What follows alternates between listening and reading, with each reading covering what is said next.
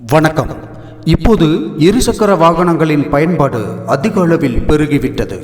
அதற்கான காரணங்கள் என்று பார்த்தால், குறுகலான பாதைகளிலும் சந்து பொந்துகளிலும் ஓட்டிச் செல்ல முடியும். குறைந்த செலவில் நினைத்த நேரத்தில் நினைத்த இடத்திற்கு பயணம் மேற்கொள்ள முடியும். பேருந்துகளுக்காக காத்திருக்கும் நேரம் மற்றும் பயண நேரத்தை மிச்சப்படுத்த முடியும் என்று கணக்கிலடங்கா காரணங்கள் உள்ளன. ஆனால் கூடிக்கொண்டே வரும் பெட்ரோல் விலையை நினைத்தால் இருசக்கர வாகனங்கள் வாங்கும் எண்ணம் போவதோடு உள்ள பைக்கையும் கூட விற்றுவிடலாமா என்றும் பலர் சிந்திப்பதுண்டு. இருசக்கர வாகனத்தை விற்று விடுவதாலும் உபயோகிக்காமல் இருப்பதாலும் மேற்கூறிய சௌகரியங்களை அனுபவிக்க முடியாது. அப்படியானால் என்ன செய்வது? பெட்ரோல் சிக்கனத்துடன் கூடிய இருசக்கர வாகன பயணம் மகிழ்வளிப்பதுதானே. பெட்ரோலை சிக்கனமாக பயன்படுத்துவதன் மூலம் டூ வீலர்களை நல்ல முறையில் பயன்படுத்த முடியும். பெட்ரோல் டீசலை சேமிப்பதற்கு பின்பற்ற வேண்டிய சில வழிமுறைகளை இந்த காணொளியில் காணலாம். காணொளியை முழுவதும் பார்த்துவிட்டு உங்களது கருத்துக்களை தெரியப்படுத்துங்கள். முதலில் வாகனத்தை சரியாக சர்வீஸ் செய்ய வேண்டியது அவசியமாகும். எண்ணெய் கசிவுகள் ஏதேனும் இருந்தால் அதை கண்டறிந்து சரி செய்து சரியாக பராமரிக்க வேண்டும். அவ்வப்போது மைலேஜ் பரிசோதனை செய்வது நல்லதாகும். வாகனங்களின் டயர்களில் சரியான காற்றழுத்தத்தை சீராக பராமரிப்பது மிகவும் அவசியமான ஒன்றாகும். அதிகப்படியாகவோ அல்லது குறைவாகவோ காற்றழுத்தம் உள்ளபோது அது மைலேஜை குறைப்பதோடு மற்ற டயர்களையும் பாதிக்கும். எனவே வாகன தயாரிப்பு நிறுவனத்தார் பரிந்துரைக்கும் காற்றழுத்தத்தை மட்டுமே பராமரிக்க வேண்டும்.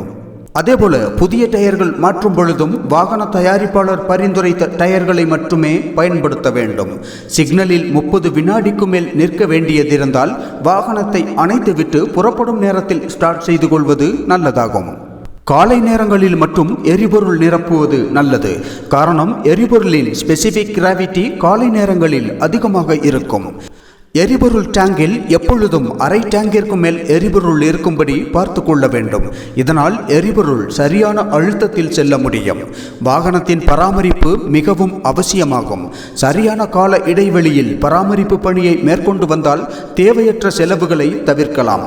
வாகனத்தின் செயல்திறனும் அதனால் சிறப்பாக இருக்கும். எந்த காரணம் கொண்டும் தயாரிப்பாளர் பரிந்துரை செய்யாத எரிபொருள் அடிட்டிவ்ஸை பயன்படுத்தக்கூடாது.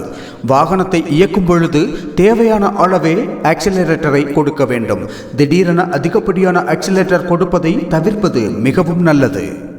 பிரேக் பிடிப்பதில் மிகுந்த கவனம் கொள்ள வேண்டும். ஆக்சிலரேட்டர் கொடுத்தவுடன் உடனடியாக பிரேக் பிடிக்கக்கூடாது. சிக்னல்களில் திடீரென வேகம் எடுக்கக்கூடாது. சீரான வேகத்தில் வாகனத்தை இயக்க வேண்டும். தேவைப்படும் நேரங்களை தவிர மற்ற நேரங்களில் பிரேக் பிடிக்கக்கூடாது.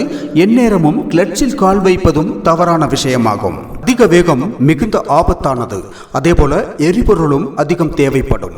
டாப் கியரிலும் மெதுவாக செல்வது எரிபொருளை சேமிக்க உதவும். சரியாக 50 முதல் 60 கிலோமீட்டர் வேகத்தில் பயணிக்க முயற்சி செய்ய வேண்டும்.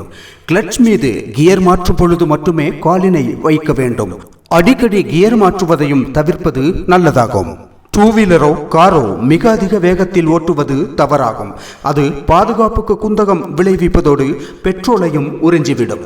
வாகனத்தை மிக மெதுவாக ஓட்டினாலும் இதே நிலைமைதான். ஆனால் மிதமான வேகத்தில் 50 முதல் 60 கிலோமீட்டர் வேகத்தில் வாகனத்தை ஓட்டுவது நல்லதாகும்.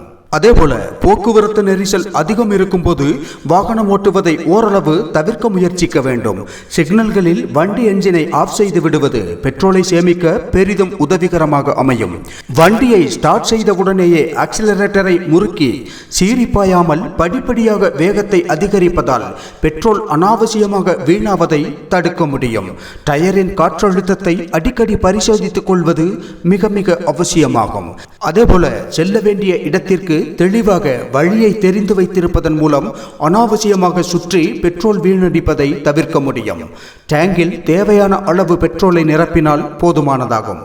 அதிகப்படியாக பெட்ரோல் இருந்தால் அது ஆவியாகவே மாறும். அதேபோல முடிந்தவரை இருசக்கர வாகனங்களை சாய்வாக நிறுத்துவதை தவிர்க்க வேண்டும். தொடர்ந்து நிலையான வேகத்தை பயன்படுத்துவது நல்லது. எந்த அளவுக்கு முடியுமோ அந்த அளவுக்கு பொது போக்குவரத்து வாகனங்களை பயன்படுத்துவதும் நல்லது. 1 கிலோமீட்டருக்கும் குறைவான தூரங்களுக்கு நடந்தே செல்ல பழகிக் கொள்வது பெட்ரோலை சேமிப்பதோடு ஆரோக்கியத்திற்கும் நன்மை பயக்கும். இந்த காணொளி உங்களுக்கு பிடித்திருந்தால் விருப்பத்தை பதிவிட்டு நண்பர்களுக்கும் பகிர்ந்திடுங்கள். காணொளி பற்றிய உங்களது கருத்துக்களை தெரியப்படுத்துங்கள். மேலும் இது போன்ற காணொளிகளுக்கு இணைந்திருங்கள் HF தமிழோடு.